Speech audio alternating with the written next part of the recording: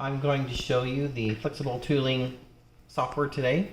This is what the operator will use to control the flexible tooling. Running in the background are two services, the Digital I/O and POGO server. There's also a database that runs in the background. Normally these are set to auto, so they just come on when the computer boots up, but for this demonstration we're just starting them manually. So it doesn't take long for the services to come up. So we're up and running now, so we'll start the application. Okay, so this is the screen. So we have different alarms at the top. So we monitor the temperature, make sure that the enclosures and the aren't overheating.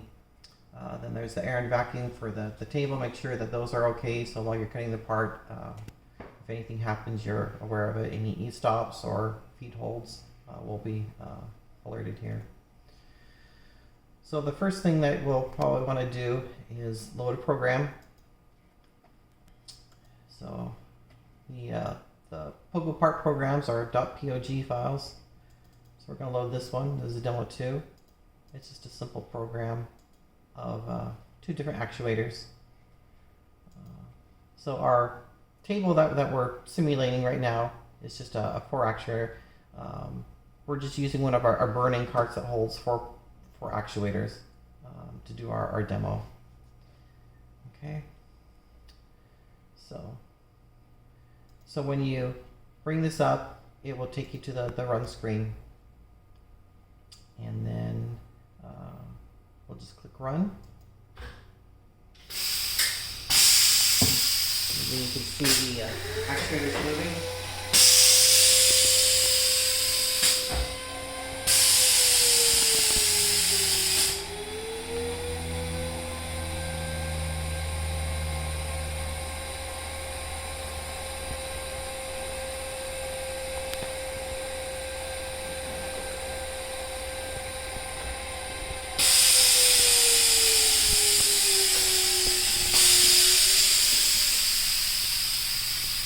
So when the POGOs are done, it will say run complete.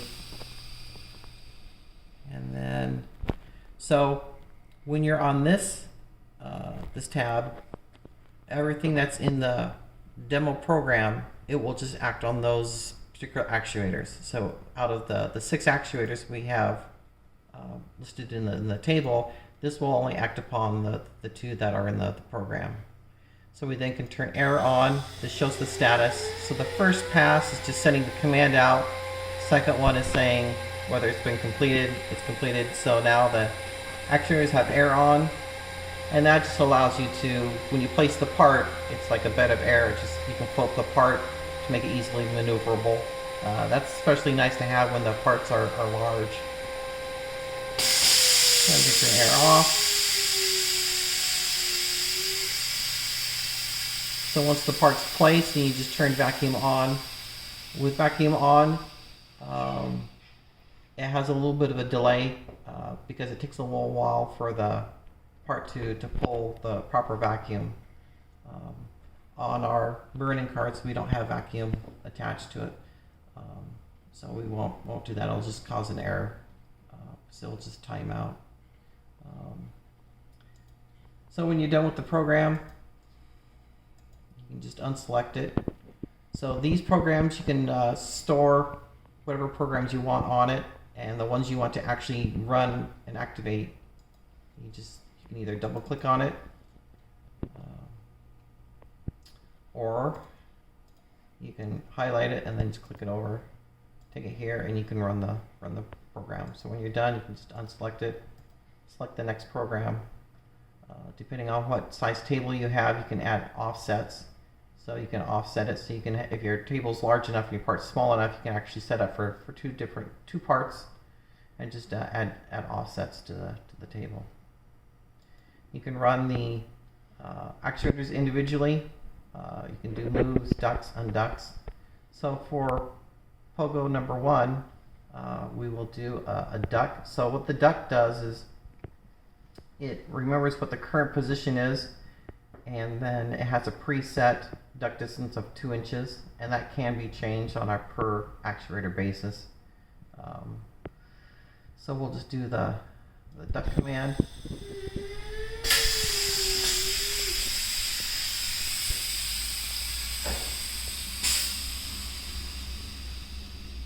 Okay, so when it's done, the status on here will then change.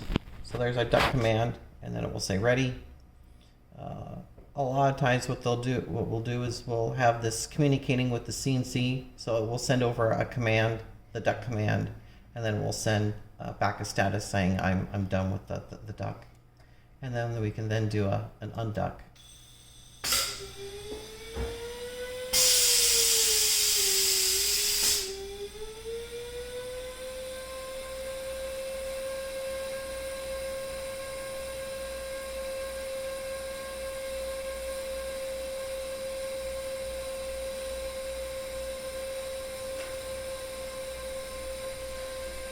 You can see it creeping up to the position. When it gets back to the position it's supposed to be at, or where it originally started for the unduct, it will then finish. And so that's the duct command. So it can be done manually, or it can be run through the CNC command. You can send a duct and unduct command. So while you're cutting, it can just do it automatically for you. The other tabs, parameters. So I was telling you about the duct distance. You can do a get, so it's set at 50 millimeters. So you can change that to some other. So if you want, or 100, change, now it's 100. So now we'll duct about 4 inches. System, you can select whether you want inches or millimeters, and then down here is for if you have multiple sections, table sections to it. You can turn them on and off individually, and usually that's only done when you're doing maintenance, if you need to turn a section off, if you're going to do some maintenance on it or pull an actuator or something like that. And then the last one is just the table configuration. You can change the colors on this if you want. And then you can also select whether you want the little labels to here. And then if for some reason, well, a lot of the tables, they don't populate every single actuator. So let's say for this one here, they only wanted these 4, so you can do toggles. So now these are not populated with actuators. So when you get to your table screen, it will then update to the right value.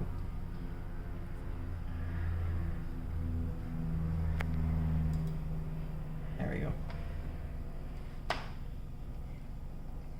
And that's it.